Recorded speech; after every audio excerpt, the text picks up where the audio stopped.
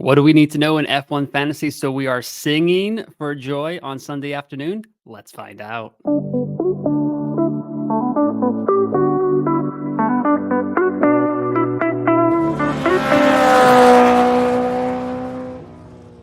What is up, everyone? Welcome to another episode of F1 Fantasy Pole Position. It is Thursday, September 19th. My name is Ewan. On today's episode, we're going to get into a Singapore Grand Prix preview episode, along with some team selection for a couple of budget points that I've got going on with my T1 and my T3 teams. We're going to go over why this is not a great venue for Max Verstappen. We're going to look back at what happened last year.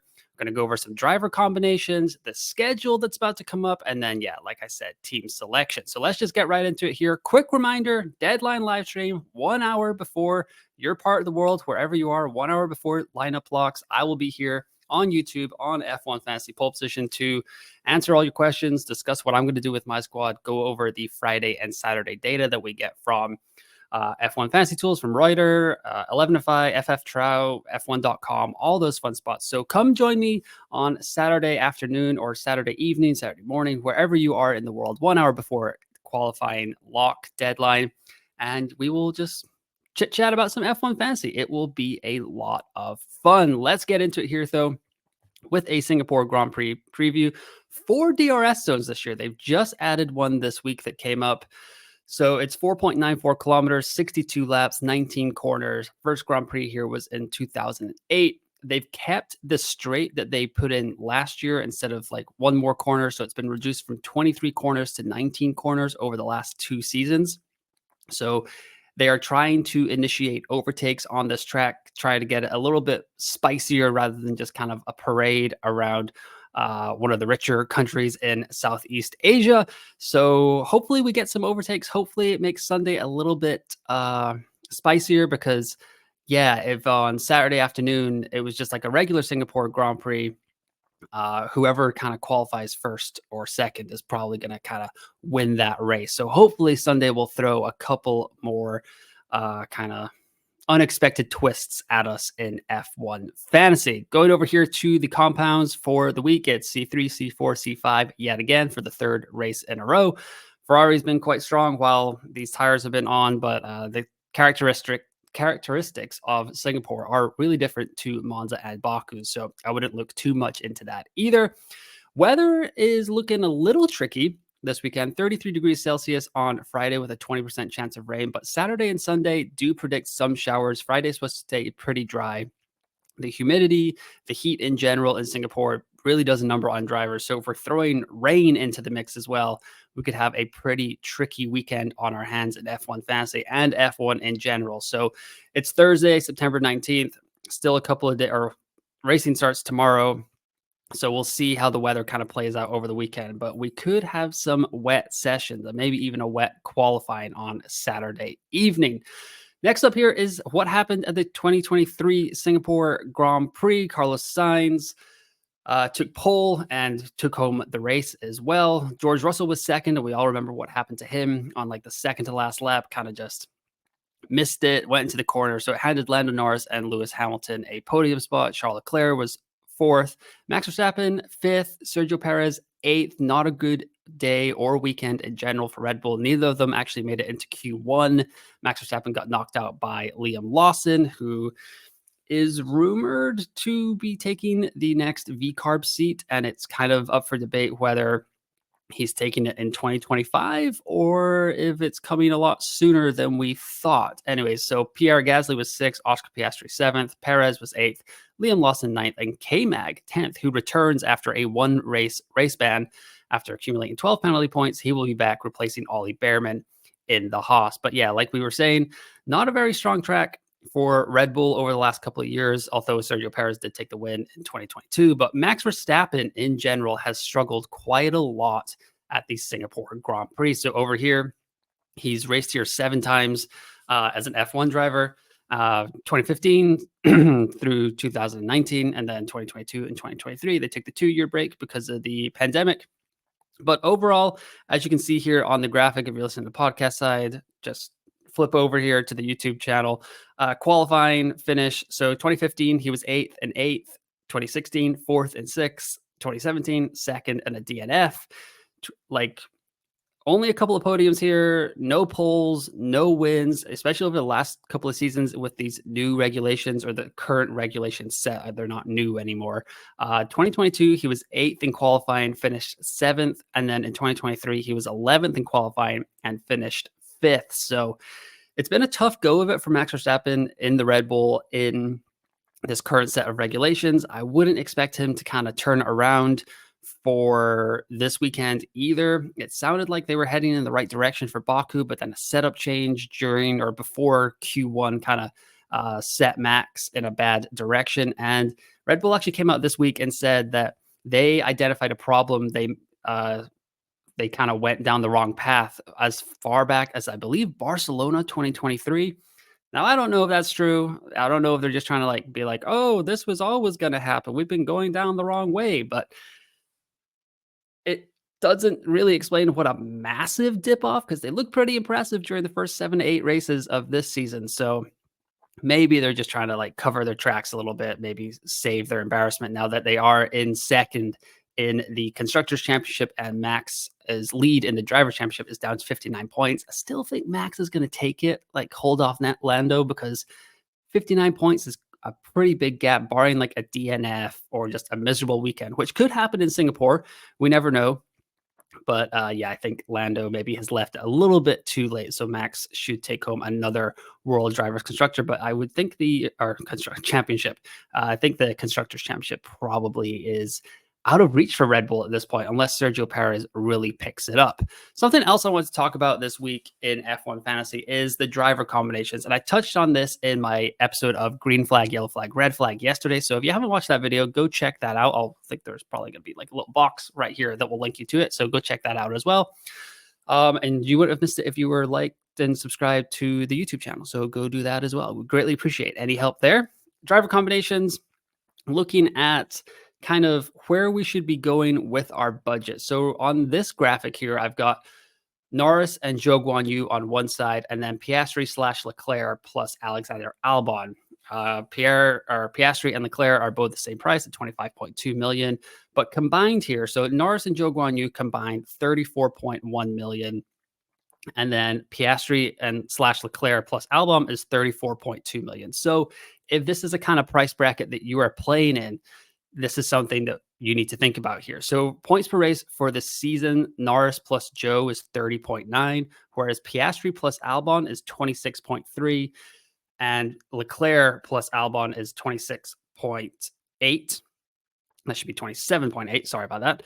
And then, or 20, yeah, it is 26.8. Sorry. And then PPR or points per race for the last three, Norris plus Zhou Guanyu, 46.3 points per race. And then Piastri plus Albon, 37.3. And Leclerc plus Albon is 38.6. And then for price rise over the last three, Norris and Zhou Guanyu have gone up 0.7 combined, whereas Piastri and Leclerc plus Albon have both gone up 1.8 million over the last three races. So in terms of budget building, the Piastri, Leclerc, Albon side has done a lot better over the last three races. But in general, this top tier asset in Lando Norris is dragging Zhou Guanyu with him. I mean, a lot of teams are like, I would like to be more balanced. I don't really trust the Sauber, which is a great point. Like, would not be trusting Sauber either. Zhou Guanyu did go up 0.5 million after the Baku Grand Prix, one of the best races for him this season, which I think kind of speaks to how bad it has been for Sauber this season. But yeah, Norris with his fastest lap upside, he's now won 3 fastest laps in a row. Saw that on Pop Man's F1 page. Great call by him. So he's won 3 fastest laps in a row. He's always a great shout for driver of the day. And if the McLaren is as good as we think it's going to be this weekend, he could be in for like another 50-point weekend, which would be fantastic for F1 Fantasy. So even just adding Zhou Guanyu down there doesn't really drag him down all that much, barring a DNF, obviously. So Norris with the upside, he is more expensive, but he kind of carries it with the points. Meanwhile, Piastri and Leclerc, 37.3 for Piastri plus Albon, 38.6 for Leclerc plus Albon. It's a more well-rounded team because Albon is a better driver and a better fantasy asset, in my opinion, than Zhou Guanyu. But Lando's upside here just kind of carries Zhou Guanyu, whereas Piastri plus Albon or Leclerc plus Albon you never know what's going to happen with those drivers. Piastri is supposed to be supporting Lando. So if they both end up in the first two rows on Sunday afternoon, I would expect Piastri would have to kind of cede that position or help Lando out, maybe sacrifice his race a little bit. Like last year, when Carlos Sainz was on pole, Charles Leclerc pretty much had to sacrifice his race to make sure that Ferrari got the W on that Sunday in Singapore.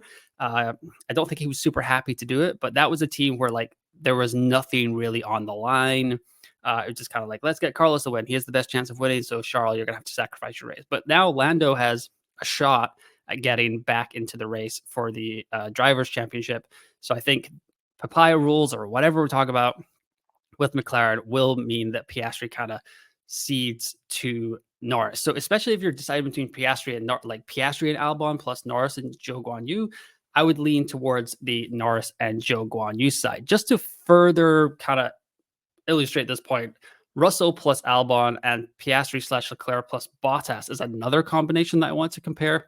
It's a little bit different here because Russell plus Albon 30.4 million compared to 32.4 million for Piastri slash Leclerc plus Bottas. So there is a little bit of a difference. 2 million is quite a bit in budget, but it's kind of where a lot of the engaged managers or a lot of the managers that I see on F1 Fantasy Twitter are kind of there. A lot of people have Russell. We're kind of up and down between Albon and Bottas there. So for points per race on the season, Russell plus Albon is 17.9. Leclerc, Piastri plus Bottas is 27.2. Leclerc plus Bottas is 27.7. Points per race over the last three is 25.3 for Russell plus Albon. It's 34.6 for Piastri plus Bottas and 35.9 for Leclerc plus Bottas. Price rise over the last three, 0.9 for Russell and Albon, and then 1.3 for both combinations of the Bottas pairing here. And it just goes to show that it's another instance where the more expensive driver is carrying this kind of back market here. So like Albon is better than Bottas. I don't think that's a hot take or anything like that. Albon was better than Joe, but as you can see here, Piastri and Leclerc they're more expensive, but they're scoring more points and it's carrying Bottas. So the main point I want to make here is I was talking about this with Albon in green flag, yellow flag, red flag yesterday, is that while I like Alexander Albon and like in a vacuum, if we're just comparing him to Bottas and Zhou Guanyu, yes, way better fantasy asset, would much rather have him. I feel like he's going to rise in price a lot more over the remainder of the season, last 7 races of the year. However, that's not how the game works. You kind of got to find your budget and where you got to pick your spots. So getting Russell in and Albon, while it looks better on paper, and a lot of people are like, well, Russell's just as good as Leclerc and Piastri, but I'm not sure if the Mercedes is as good as McLaren and Ferrari, especially for this race in Singapore. Russell was right there in Singapore last year, but I'm just thinking that if you have this kind of price point, this kind of price debate, going down from Albon to a Bottas to a Zhou Guanyu is perfectly fine. If that means that you can get a Piastri and Leclerc, it doesn't give you as much budget building upside because Russell is still a B tier driver, whereas Piastri and Leclerc are now A tier drivers. But yeah, I think I'm just going to roll with this right-hand side here. But however, if you're on the other graphic here with Norris plus Zhou Guanyu, that's not a bad combination either. So it's just these price points. You kind of got to think.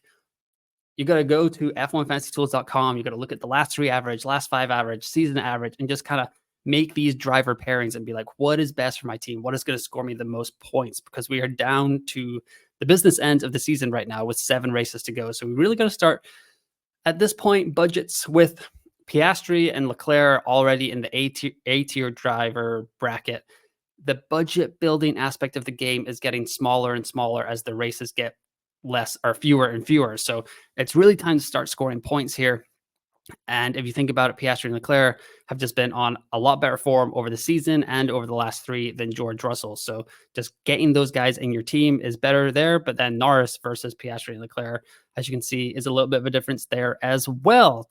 Speaking about the business end of the season, just want to put this on everyone's radar that it's about to get absolutely wild in F1 Fantasy here. So we've got Singapore this weekend. We all know that. You're watching this Grand Prix preview.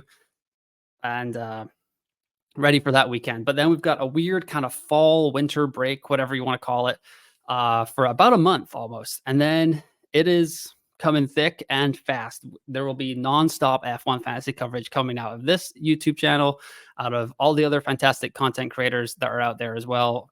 F1 fantasy on Twitter as well will be buzzing with activity, because then we've got back-to-back triple headers. We've got Austin, Mexico, and Brazil back-to-back weekends over the last few weeks of October. October 18th through 20th is COTA. October 25th through 27th is Mexico. And then Brazil is November 1st through 3rd. Then we've got we got 2 weekends off. And then the season ends with another triple header with Vegas, Qatar, and Abu Dhabi. So just, just rest up for that weird month. It will be weird to not have F1 fantasy or F1 in general for about a month there, from September to October. However, once that is over, there is no rest for the wicked. You will be like watching my YouTube channel, all the other YouTube channels constantly, every day, just trying to get as much F1 fantasy content as possible.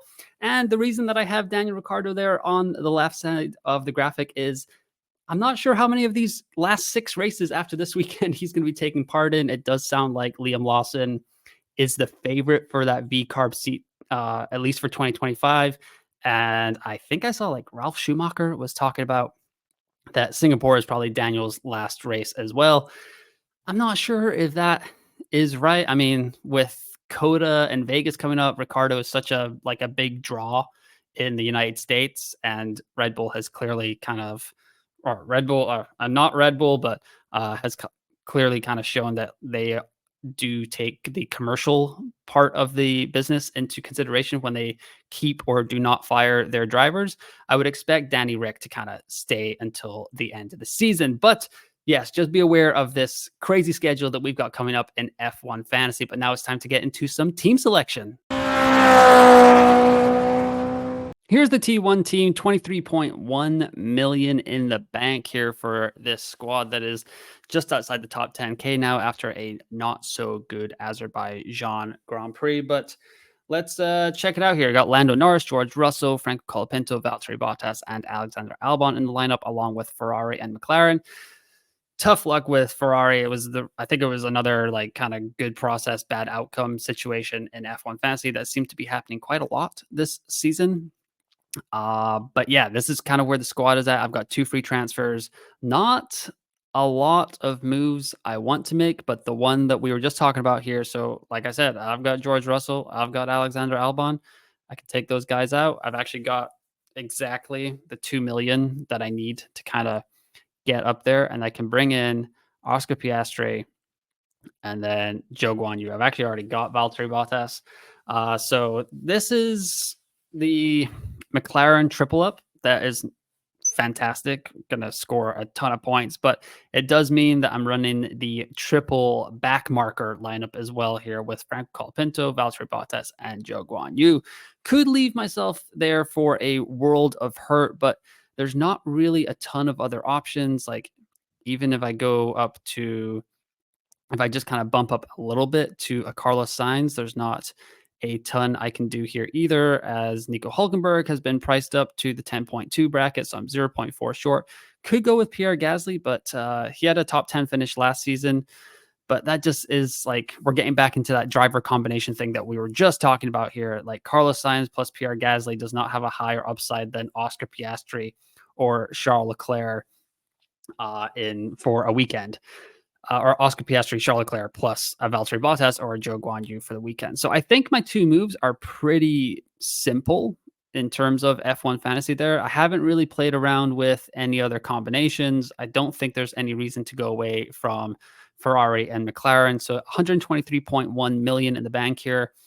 There was someone on X the other day, I think F1 Fantasy Fuel was hitting me up and saying that he was just a little bit short of getting to that triple McLaren lineup. And if you're there, I mean, it's not a bad thing to get like Oscar instead of Lando. Like if you can run Oscar and Charles, you've got 8.9 million in the bank there. That still puts you in the Zhou Guanyu range. Say that 3 times fast. And yeah, a little bit short of getting Alexander Albon back in there. But if you have a little bit more budget, you could do that as well. If you go Zhou Guanyu, you still got 1.6 there. So that is another option. It's not a huge like downgrade if you're getting both Oscar and Charles. And maybe if you do something like this lineup, I wouldn't mind running the autopilot chip. There are 7 races to go in F1 Fantasy.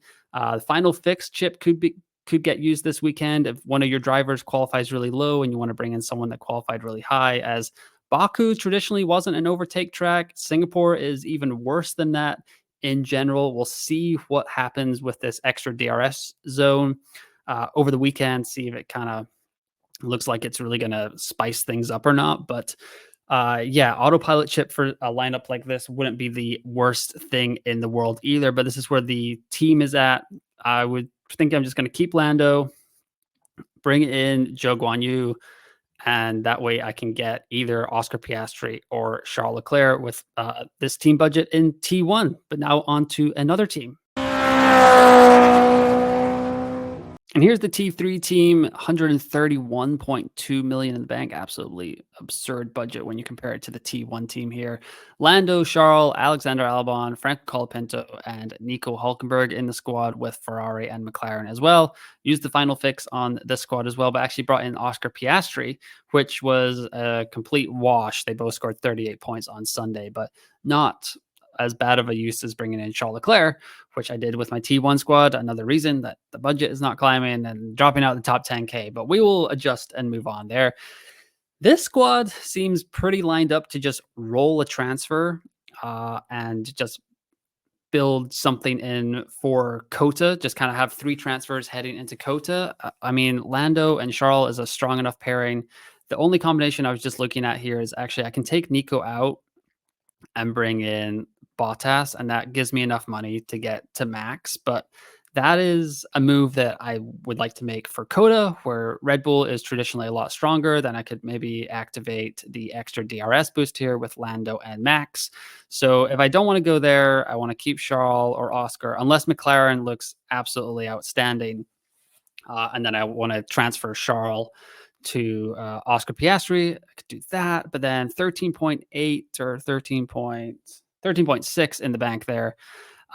Sounds like I will have enough to bring Kevin Magnussen in also. If I would like to do that, just change Nico to K-Mag, gain some more budget, because Magnussen just seems to have this magical ability to get right above the 0.5 million threshold every week, no matter what. Totally reset his penalty points. We'll see what happens with that as well, if he wants to drive a little bit like a maniac as well. But yeah, this is kind of a maybe set and forget lineup. I may just burn a transfer and just have 3 for Coda. That way I can kind of adjust wherever I go. I've actually got 3 million in the bank here as well, 3.4 million in the bank here. So it's kind of not a lot to do. If Haas look really strong, if I think they're going to qualify well, I can also kind of upgrade Albon here, but that would actually only get me to Alpine 1 million short, or 0.5 million short, 0.2 short of Kevin Magnussen, who also fell 0.2 in price there. So probably keep Albon. Maybe we'll see what happens with V-Carb. It sounds like they're bringing some parts here, and their car has been a little bit better in the slow and medium corners compared to the fast-paced corners that we've seen in a couple of the more recent races. So not a lot going on here either, just kind of set and forget. This team is top 1,000 in the world, so doing way better than my T1 team, which is a little frustrating. Let me know in the comments below what your thoughts are for your team selection. If you have any questions about that, let me know and we can talk them out in the comments, or you can hit me up on X at F1UNFPL. One last reminder for lineup lock on Saturday, September 21st, 9 p.m. local time, 2 p.m. UK time, 9 a.m. Eastern on the East Coast. I always say that. USA Eastern on the East Coast. Yes, we know that, you're good. But yeah, that's going to do it for the Grand Prix preview / team selection episode for the Singapore Grand Prix. Let me know in the comments below if you've been enjoying the content this week. Only 3 episodes because there's a live stream coming out. And there was a little bit of delay in finalizing the F1 fantasy scores this week. But yeah, this will be the last Grand Prix preview for a little bit, but there will be more F1 fantasy content coming out over the weird fall break that we've got. Got a race review next week, and then we'll figure out some stuff as the weeks roll along. But then we'll be back with a ton of content for that the first 3 races of that double triple header that we've got going on as the season winds down. But yeah, join me on Saturday for the live stream. Lots of questions coming in. We'll be talking about all the data like I was talking about at the top of the show. But I'm looking forward to that a lot. I'm looking forward to the Singapore race. Hopefully we get some kind of data on Friday and Saturday. Hopefully the rain stays away a little bit as well. And yeah, that'll do it. So once again, thanks for listening. Thanks for watching. And I will talk to you next time.